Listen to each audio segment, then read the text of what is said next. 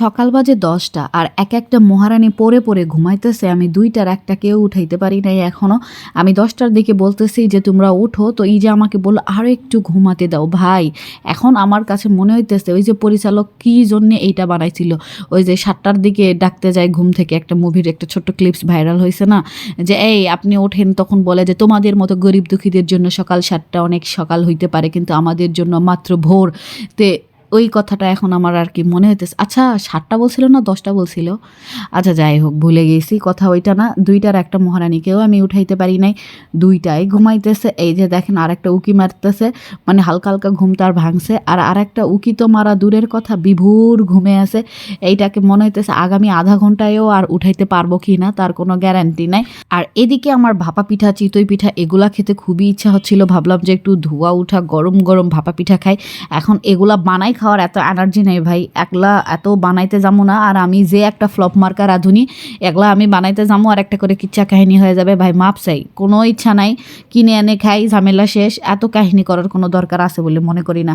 তো যাই হোক, ভাপা পিঠা একটু খাইলাম, মোটামুটি মজাই আছে। তো বেশি করে গুড় টুর দিয়ে আমি বানাই নিয়েছি, বলে দিছিলাম যে একটু যাতে বেশি করে গুড় টুর দিয়ে বানাই দেয়। আর এদিকে চিতই পিঠা ভর্তা দিয়ে খাইতে যে কি মজা লাগে, এটা আমার বরাবরই একটা পছন্দের খাবার, এইটার বলার দরকার নাই। তো যাই হোক, এটার বলার দরকার নাই বলেও বলে ফেলেছি যে এটা আমার পছন্দের খাবার। তো এদিকে বাচ্চারাও ঘুম থেকে উঠেই ফ্রেশ ট্রেশ করাই দিছি, মানে গোসল টোসল করাই দিয়েছি আর কি। আমি এখন শীতের ভিতরে একটু চেষ্টা করি যে যত তাড়াতাড়ি পারা যায় গোসলটা যাতে করে নাই, তাহলে চুলটাও একটু তাড়াতাড়ি শুকায়। আর এই ভদ্রলোকের মুখের অবস্থা এরকম কেন জানেন? ও এই ভাপা পিঠাটা খাবে না, ও শুধু চিতই পিঠা খাবে ভর্তা দিয়ে। তো আমি বলছি বেশি করে গুড় দিয়ে বানাই নিছি, মজা হয়েছে খা, কিন্তু এই দেখেন ঢং করতেছে। আমি বলছি আরে খা, অনেক মজা হয়েছে।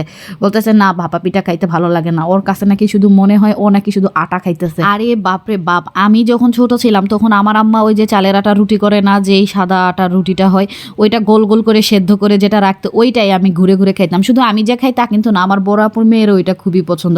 আবার জায়রামণিও অনেক পছন্দ করে, কিন্তু ইজার যে কি মানে ঢং আমি বুঝি না, ওর কাছে নাকি একদম এই ভাপা পিঠাটা আটা আটা লাগে। তো যাই হোক, লালি গুড় যেটা আছে, ওই নলেন গুড় বলে, লালি গুড় যেটাই বলেন না কেন, তো ওই গুড়টা দিলে ও খায়, কিন্তু আমার ফ্রিজে আছে আমি ভুলেই গেছি। তো ওর এই জন্য মন খারাপ। তো যাই হোক, এই দিকে দেখেন এখন এত খুশি কেন জানেন? ওই যে আমি লালি গুড়টা বের করে দিয়েছি, আমি বলেছি আমি তো ভুলে গিয়েছিলাম, এখন খাও। তো এই জন্য এখন এই পিঠাটা আবার খাচ্ছে। তার কাছে নাকি এখন এটা খেতে খুবই মজা লাগছে। মানে কি বলবো, আর সাডেন মুড সুইং হয়ে যায়। আমার বাচ্চা কাচ্চাগুলো আমারই মতো, এক নিমিষের ভিতরে মন ভালো হয়ে যায়, এক নিমিষের ভিতরে মন খারাপ হয়ে যায়। তো যাই হোক, শীত কিন্তু অনেক পড়ে গিয়েছে। তো আপনারা কারা কারা একদম বাসায় বানায় বানায় পিঠা খাওয়া শুরু করে দিয়েছেন অবশ্যই কমেন্ট করে জানাবেন।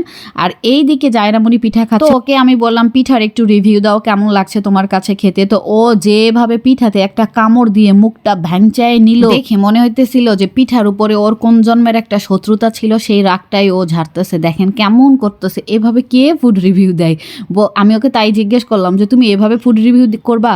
বলতেছে এটা নতুন স্টাইল, দেখে নাও, শিখে নাও। মানে আমি আর কি বলবো, ওর এই কথা শোনার পরে আমি তো একবারে টোটালি বাকরুদ্ধ হয়ে গিয়েছি। আর এই দিকে ইজা যেহেতু মিষ্টি পিঠা খেয়ে ফেলছে, ইজা অতটা মিষ্টি পছন্দ করে না, তো এখন আবার ও একটু ঝাল খাচ্ছে, ভর্তা ছিল ওইটাই আবার হাত দিয়ে খাচ্ছিল।